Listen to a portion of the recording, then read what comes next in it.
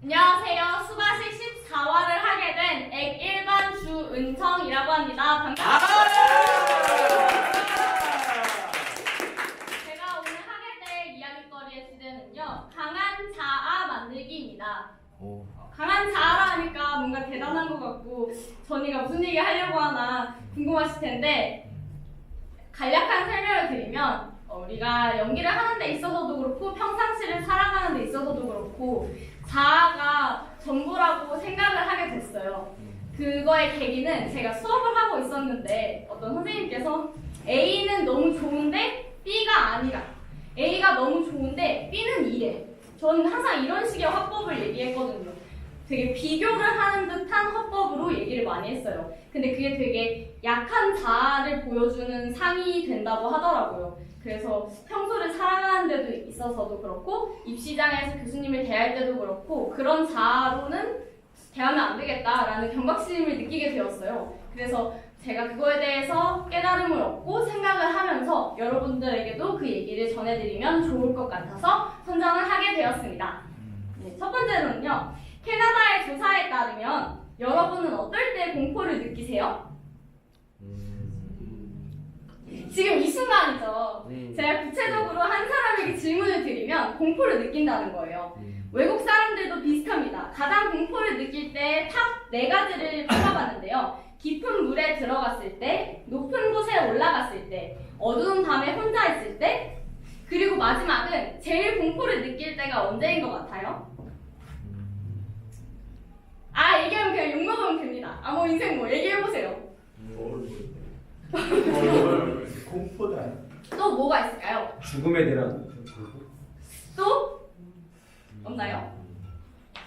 대중 앞에서 얘기할 때가 가장 공포를 느낄 때라고 해요. 그래서 아무래도 개방적이고 뭔가 그런 외국 사람들도 그렇기 때문에 우리나라 사람들도 그게 굉장히 심하고 학교에 가도 뭐 PPT를 한다거나 교수님하고 상담을 한다거나 했을 때 되게 회피하려고 하고 어려워하는 사람들이 많아요.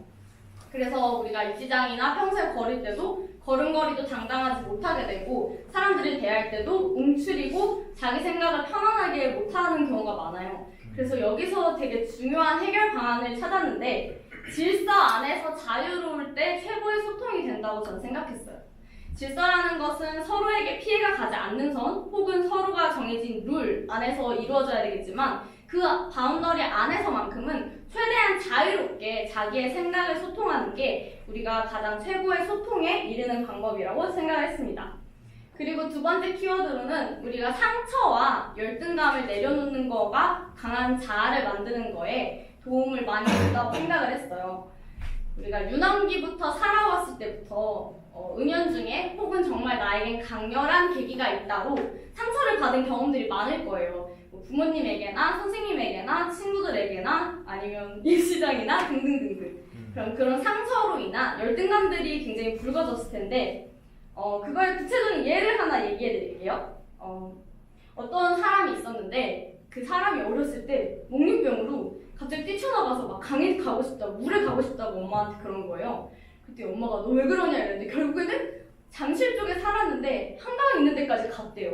그래서 어머니가 그 사람을 이렇게 잡아서 꺼내 올렸더니 자기가 꿈에서 이상한 걸 봤다. 그래서 난 물이 너무 가고 싶었다. 이렇게 얘기를 한 거예요. 근데 그러고 나서 얼마 있다가 그 해에 신기하게도 가족들이 물놀이를 갔는데 동생이 사고로 죽게 되었다고 해요. 근데 그 이후에 가족들이나 부모님이 너 때문이다. 너 때문에 동생이 죽은 거다. 너가 대신 죽었어. 약간 이런 말들을 들은 사람이 있었어요.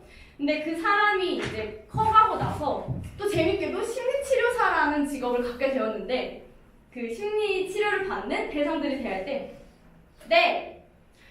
그러시면 이게 아마 좋을 거예요.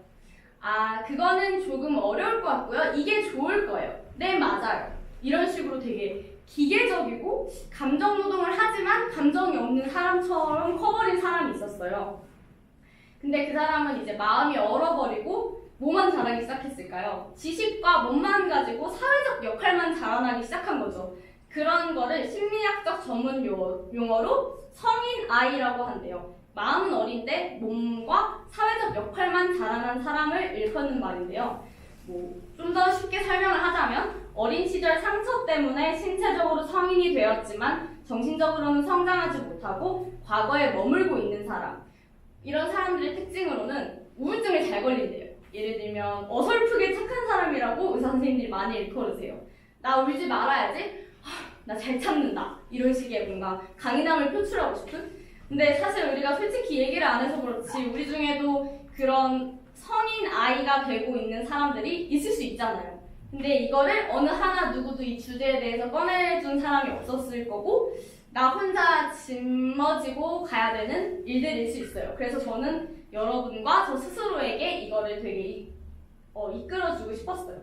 그래서 사실 이런 극단적인 구체적인 예시를 들었지만 우리가 살면서 어른들이나 아니면 또래가 너 때문이야, 네 잘못이야, 넌 왜 그래? 이렇게 말을 한 경우들이 많이 있을 수 있어요. 근데 이번 입시를 하는 동안에는 좀 더 즐겁게 그건 네 잘못이 아니라고 생각하지 말고 모든 책임을 나에게 결부시켜서 생각하지 않았으면 좋겠어요, 여러분들. 어른들이 한번 내뱉은 말들이 아이들에겐 굉장히 큰 작용을 해요. 근데 그거에 머물지 않았으면 좋겠어서 좀 따뜻한 얘기를 해주고 싶었어요. 그리고 여러분들 안에 있는 그 아이에게 괜찮냐고 얘기해 주시고 한 번은 꼭 안아주셨으면 좋겠어요.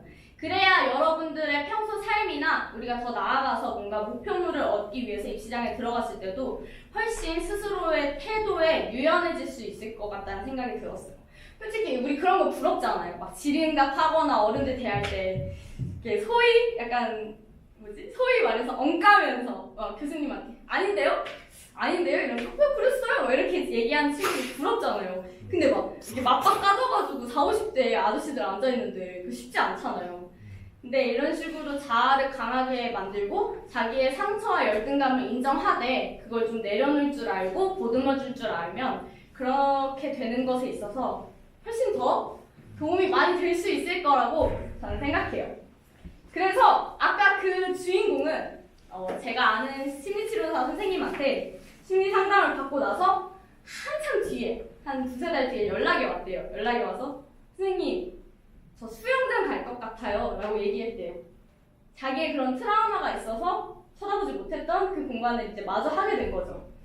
그래서 우리는 사람들 대부분이 우리가 어렸을 적 어떤 상처를 받으면 우리는 그 물에 들어가지 않으려고 해요.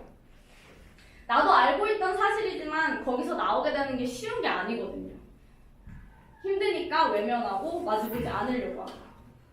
네, 이런 얘기들을 해주고 싶었고요. 끝으로 주변이나 바로 옆에 앉아있는 사람에게 혹은 오늘부터 시작해서 입시 때까지 마주치는 사람들에게 여기까지 잘 왔다고 얘기해주시고 힘겨워 보일 때는 위로해주세요.